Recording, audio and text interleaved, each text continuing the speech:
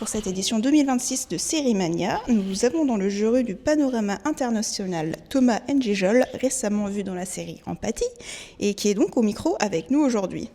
Bonjour Thomas. Bonjour à tous. À quel moment dans ta carrière tu t'es dit « Ok, aujourd'hui je ne suis plus simplement un humoriste, je suis un auteur, je suis un réalisateur ». Je pense que j'étais auteur avant d'être humoriste. Parce que j'écris depuis peut-être l'adolescence en fait. Alors c'était peut-être des écrits particuliers, mais j'avais déjà le don de... Enfin, l'envie d'écrire. J'ai quand même évolué dans un endroit où, et même à un moment où la culture hip-hop explosait, où il y avait plein de copains rappeurs qui s'essayaient. Donc il y avait beaucoup l'envie de créer en fait. Donc il y a quand même eu cette envie de créer.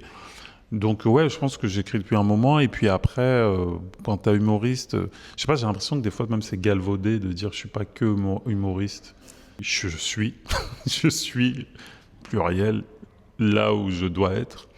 Et c'est juste qu'il y a des moments où il y a des sujets, où il y a des projets qui mettent un peu plus de lumière sur certaines facettes de nos personnalités artistiques. Je ne pense pas avoir fait une mue par rapport à Empathie, par exemple. Je pense que c'était là et c'était juste que cette plateforme-là a fait que ça s'est vachement vu une certaine facette de ma personnalité.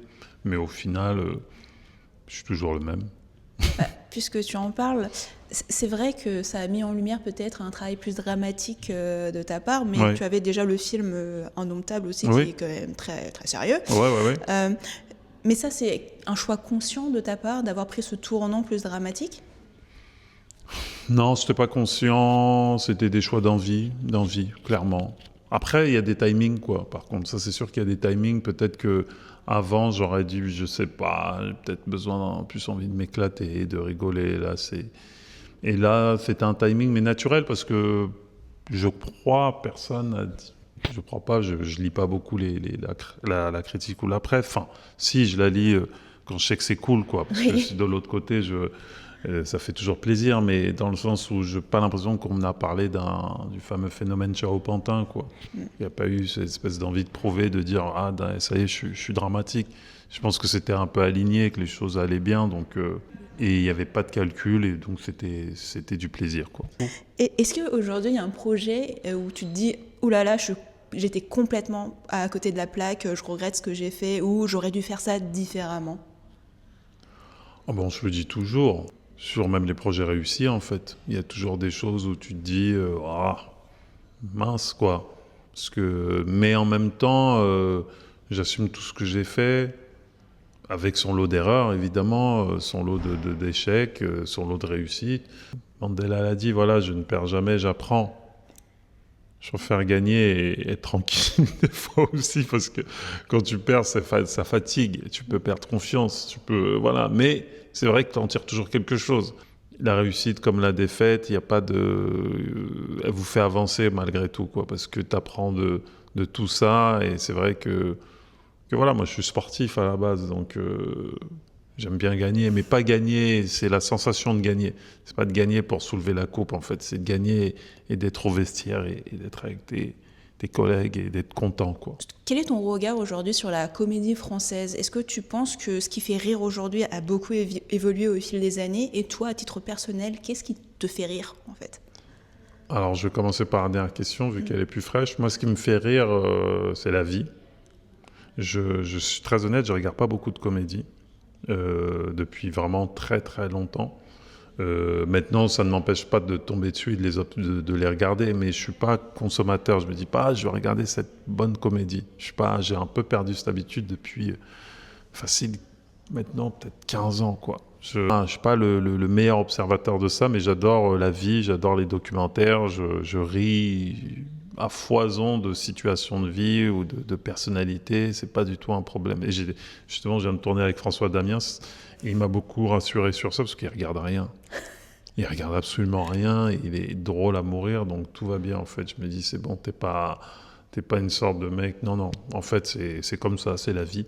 La comédie, c'est tellement un art presque bâtard, quoi. Parce qu'on en parle très bizarrement, alors que le rire, c'est une émotion, en fait. À quel moment rire serait plus facile ? Non, C'est très dur, en fait. C'est très dur. Après, c'est les goûts et les couleurs. C'est que ce qui me fait rire n'est pas forcément obligé de te faire rire, mais c'est au même titre que la prise d'otage émotionnelle, c'est insupportable. C'est pas parce que tu as pleuré sur un film que je suis obligé de pleurer ou que je suis obligé d'être touché. Je dis, non, ça me touche pas, je suis désolé.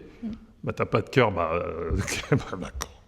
Donc, si tu veux, j'ai pas de cœur. Je trouve ça un peu violent de dire ça, mais donc du coup, voilà, la comédie est très dure à faire. Il y a des gens avec un talent, justement, des fois pointé du doigt. Oui, Philippe Lachaud. Philippe Lachaud, il réunit beaucoup de Français. Mais après, t'es pas obligé de l'aimer. C'est pas un souci, en fait. Mais à un moment donné, force est de constater que ce mec a un talent de mise en scène pour la comédie. Peut-être qu'elle ne correspond pas à certains, mais elle correspond à beaucoup, visiblement, vu l'engouement qu'il y a autour de ces films. Parlons un peu maintenant du festival Sérimania. Donc, est-ce que tu as déjà été un jury d'un festival auparavant ? Non, j'ai pas été jury, non. J'ai pas été. Est-ce que tu sais déjà sur quel sujet tu vas porter le plus d'attention ? Est-ce que ça sera... Non. Non, okay. Oh, non. Même si j'ai un amour fou du polar, Non, que ce soit humoristique, tout, il n'y a pas de souci, là, on vient... Là, je viens en spectateur, ça, c'est agréable, en fait. Et bon, j'ai une casquette de jury, mais je suis en spectateur. Je vais dans la salle, je regarde, je prends du plaisir, et puis voilà, je discute avec mes collègues. C'est super. Quel type de consommateur de séries es-tu ? La série, j'adore, mais c'est très chronophage, quoi. C'est pas facile, hein, les rendez-vous de série... si je regarde 3 séries à l'année, c'est beaucoup. Quelle est la série, selon toi, que tout sériephile devrait avoir vue ? Je l'ai vu dans le tard, mais c'est quand même Les Sopranos. Ouais, c'est quand même Les Sopranos, parce que ça réunit un peu tout, en fait. Il y a du suspense, il y a de l'intrigue, et puis il y a une famille, il y a de la psychologie, c'est super. C'est super, c'est brillant. Est-ce que tu as l'impression qu'aujourd'hui, tu fais une sorte de comeback ? Parce qu'on t'a pas vu un peu pendant quelques années. Ouais, en fait, c'est les années où on me voit pas, c'est que je suis au théâtre. Le luxe du théâtre, en fait, c'est que je gagne ma vie sur scène, et c'est de là d'où je viens. Et puis, c'est de peut-être pas aller non plus, pas se montrer pour se montrer, en fait. De pas être visible par peur. De se dire, oui, bon, je fais ça parce que peut... Non. En fait, là, quand on ne me voyait pas, j'étais juste en tournée. J'étais au théâtre. Et puis ça allait, puis je préparais la suite, en fait. Mais c'est vrai que c'est aujourd'hui, voilà, la surexposition, la multiplication des médias, tout un tas de choses fait que... Maintenant, c'est sûr que la façon dont je suis revenu, on ne s'attendait pas à ce que je revienne comme ça, c'est juste ça. Mais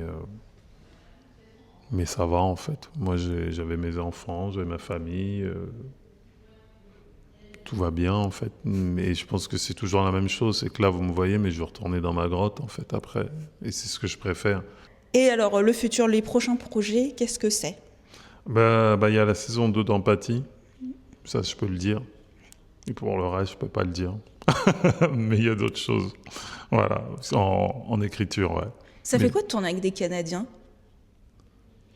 Ça fait du bien. Parce que, justement... c'est pas comme si je tournais tous les dimanches non plus, mais le fait d'être loin, mais j'ai eu le même sentiment en tournant Indomptable au Cameroun. C'est de tourner loin, ça, je sais pas, ça aère, ça fait du bien, il y a un truc, je sais pas, l'impression que tu repars à zéro, quoi. Qui sera peut-être moins le cas pour la saison 2, mais malgré tout, je suis loin de mes bases, je suis un peu à nu. Enfin, j'ai peut-être pas à nu, mais j'ai peut-être moins de problèmes à me mettre à nu là-bas qu'ici. Peut-être. Bon, merci beaucoup et bon courage pour les visionnages, pour le festival. Ça va aller. Merci. Merci beaucoup.